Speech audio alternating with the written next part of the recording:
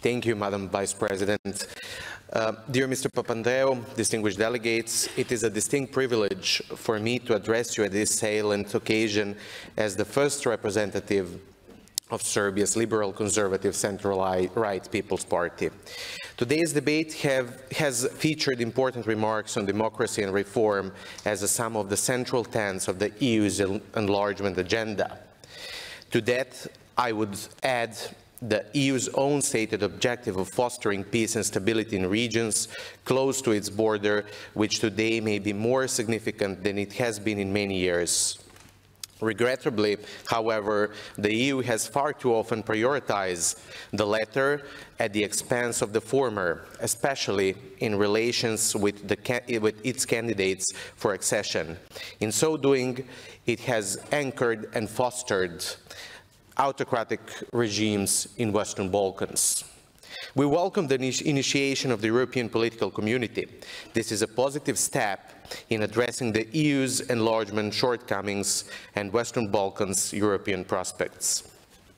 I would like to bring to your attention the issue of new aspirants for membership in the Council of Europe from our region. Since the founding of the Council in 1949, the organization has grown to include 46 members, all of whom were accepted anonymously, having received the full support of the European Community of Nations. A potential decision to consider a bid for membership on behalf of the provisional authorities of self-government in Pristina, applying as the so-called Republic of Kosovo, could be a clear break with this long-standing practice, allowing division and disaccord to take precedent over the core values of this organization. Many distinguished members of this chamber rejected Pristina's claim to a statehood, and rightfully so. In a year in which the Council has repeatedly taken a principled stance on the need to respect the territorial integrity of its members, it is vital that this position continues to be upheld consistently and without exception. By committing a unilateral act of secession in 2009, the authorities in Pristina bluntly violated Serbia's democratic constitution and the United Nations Security Council Resolution 1244. Additionally, their poor track record on basic human rights and the rule of law stands in stark contrast with their wish to join this council.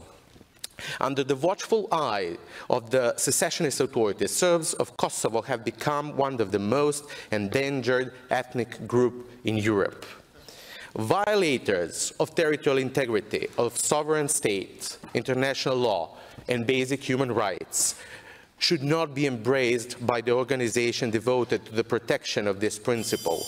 We do call upon the Parliamentary Assembly to reject the attempts of provisional authorities in Pristina to become part of the Council of Europe, for they clearly do not meet fundamental requirements. Thank you for your attention. Thank you very much. I give now the floor to Mrs.